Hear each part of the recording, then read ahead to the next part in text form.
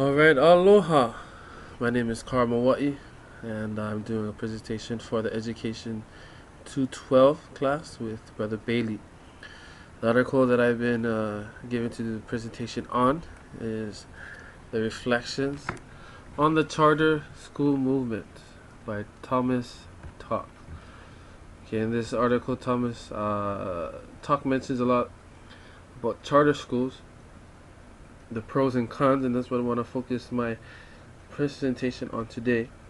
Before I start, just want to give you a little background about charter schools. Charter schools came about in the 1940s, and they are basically kind of like public schools and kind of like private schools in certain ways. Public school because they are free, and private schools because you don't have to live in a certain location, certain district in order to go there. Even if you live all the way across town, you can still be able to attend that certain charter school. Okay, so during this presentation, what I want you to focus on is this question: how effective have charter schools been in reforming public education? Okay, kind of a break off from the traditional public schools. Okay, charter schools are supposedly, or the purpose that was made for, was to be more quality, more better quality in education.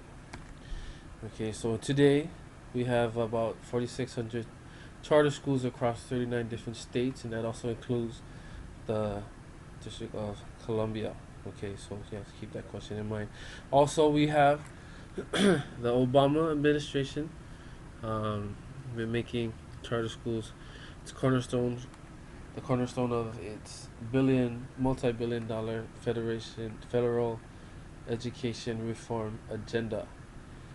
Okay, ever since that No Child Left Behind bill that Obama has been passed, the focus has been mainly on the charter schools. Okay, so go right into the pros. Pros for charter schools: parents have the right to choose. Okay, and also the ability to choose which school they want their children to go. They are not stuck with you live on this street, from this street to this street, so you're only going to this school. Children living on this street to this, you only go to that school. That's the traditional public school style. This is kind of different. Okay, charter schools also lay down requirements or conditions that the parents and students must follow and meet in order to continue being enrolled there. Some requirements would also include grades, test scores, and such like that. Okay, independence over staffing. They also have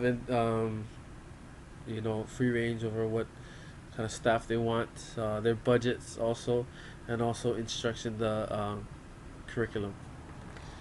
Okay. The cons is that charter schools, because it's a break off from public schools, they don't really have the public funding, and so they're often under resourced.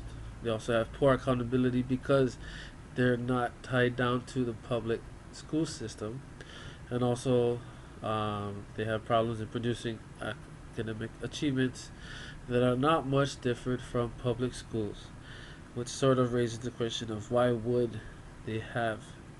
Okay, now I'm not saying all. Okay, most of the charter schools are not producing different results, better results. That's what I want to say, better results from public schools, and also not outperforming traditional counterparts. Yeah, that's what we talked about. Okay, now the answer for the question, okay, that we've come to conclude in the article, if you read it, okay, is federal education and public funding. If the government step in and help the charter schools, they'll be able to make more.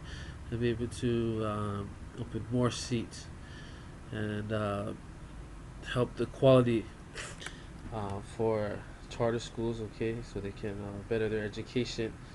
Okay, and that is my presentation. Mahalo.